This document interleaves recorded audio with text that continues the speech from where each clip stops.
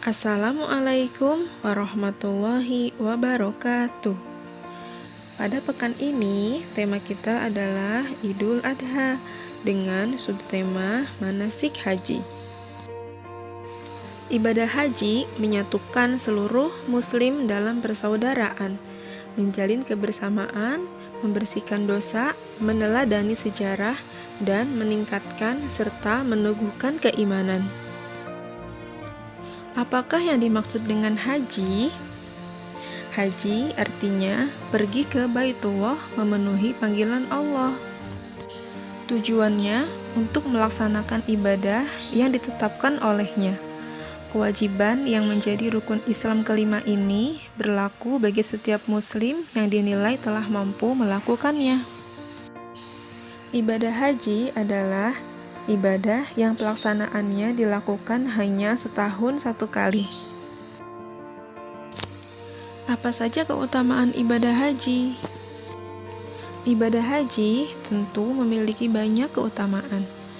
Yang pertama, terbebas dari kemiskinan dan dosa.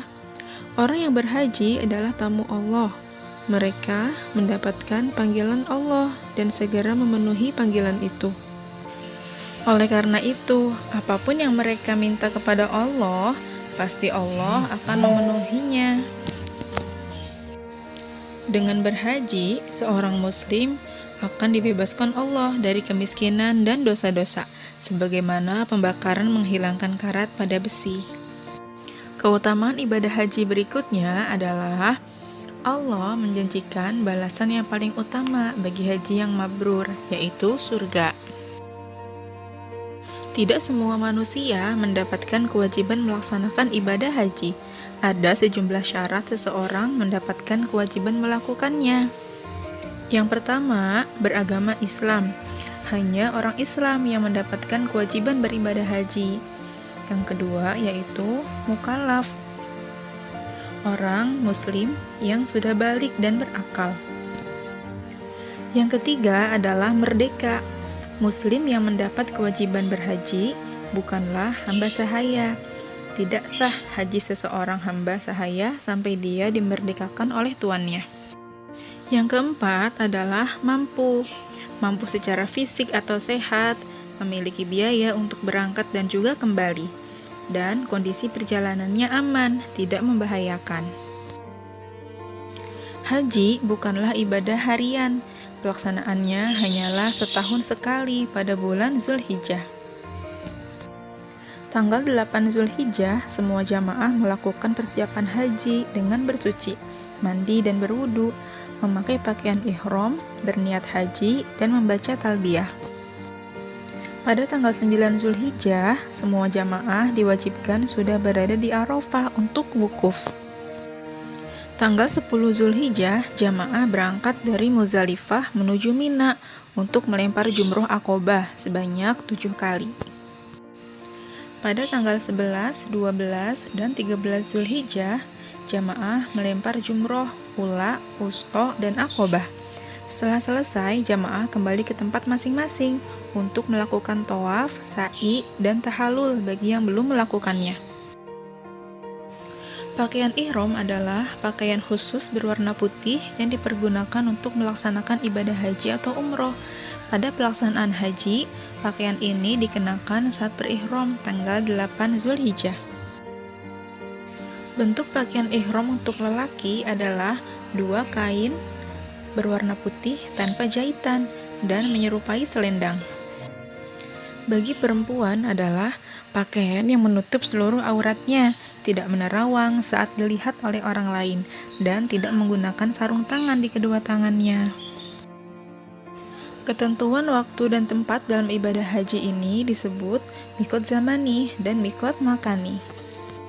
Mikot zamani dalam ibadah haji ditentukan waktunya, yakni sejak Syawal, Zulkaidah, dan 9 hari awal Zulhijjah. Tidak sah haji dan umroh seseorang jika tidak dimulai dengan mikot yang sesuai. Tawaf berarti berputar mengelilingi sesuatu. Dalam ibadah haji dan umroh, tawaf berarti berputar mengelilingi Ka'bah sebanyak 7 keliling.